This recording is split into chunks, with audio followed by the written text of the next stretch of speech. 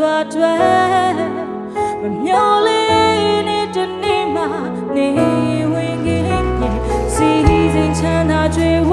နေဦးတဲ့ဒီဝိညာဉ်ကြီးကပိုရေးချီတယ်ချိန်လေးရှိတော့မှပြန်ဆန်းစစ်ပါ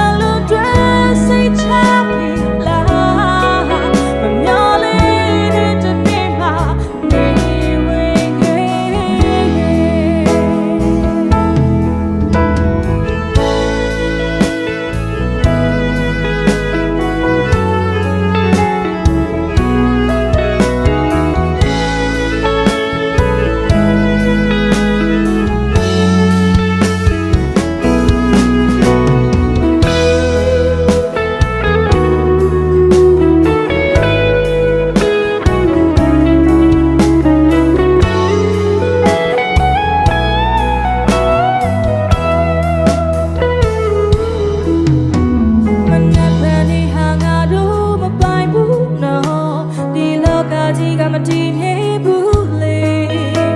ရုံကန်ရင်နဲ့ဝမ်းတထွားထွဲမမျောလေးနဲ့တနေ့မှနေဝင်ခဲ့စီစဉ်ချမ်းသာကြွယ်ဝနေဘူးတဲ့ဒီဝိညာဉ်ကြီးကပိုရင်ချီတယ်ချိန်လေးရှိတော့မှပြန်ဆန်းစစ်ပါနောက်မချသေးကမှမေးချစစ်စား